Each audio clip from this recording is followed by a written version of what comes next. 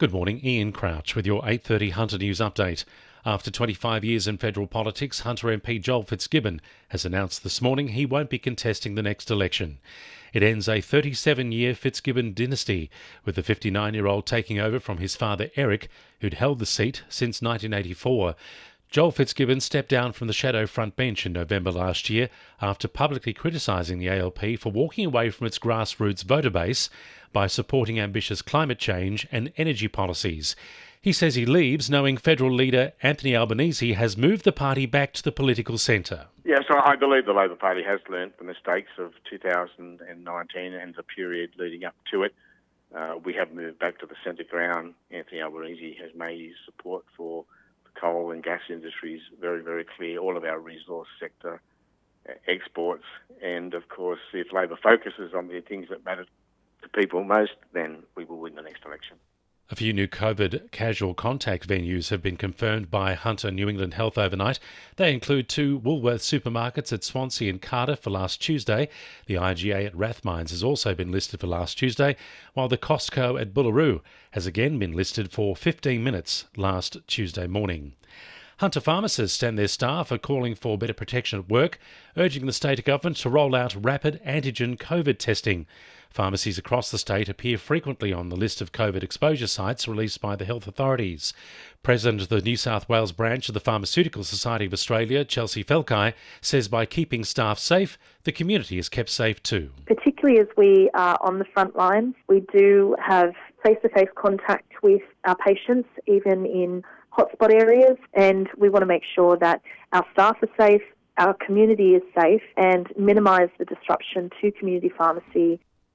RFS crews are working to control a bushfire which broke out north of Dungog early this morning. The owner of a rural property off Salisbury Road at Salisbury reported the fire was closing in on a private road on his land.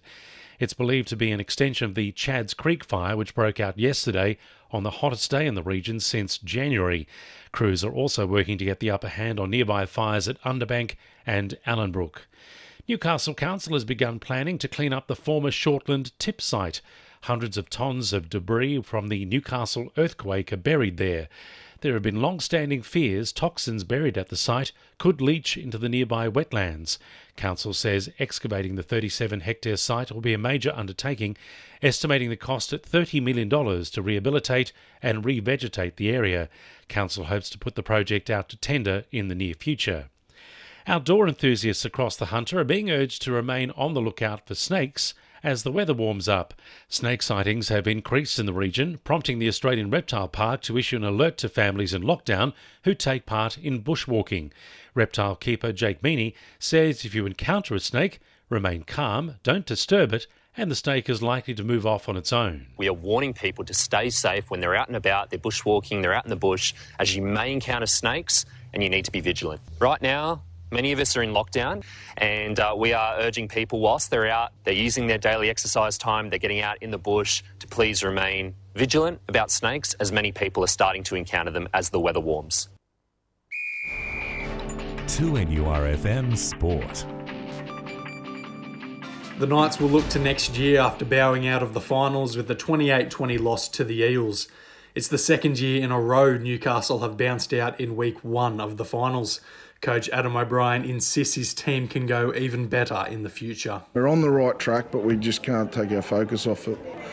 We'll enjoy the summer, but we'll come back ready to work hard and identify a couple of key areas, particularly with the ball, that we can get better at, and we'll train the backside out of it and come back better, bigger and stronger.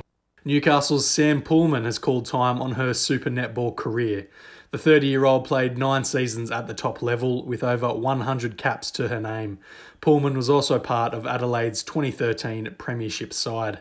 And Sawyers Gully trotter It's Inevitable has qualified for the Hunter to Hawkesbury final. It took out 5th at Newcastle on Friday to automatically make it through. Trainer and driver Bevan Pringle also qualified a paradigm shift for the September 24 race. That's sport. I'm Harrison Clinch. And the winning numbers in Weekend Lotto are 17, 34, 8, 10, 26 and 23, and the supplementaries are 36 and 41. And now you're up to date with the latest 2NURFM Hunter News.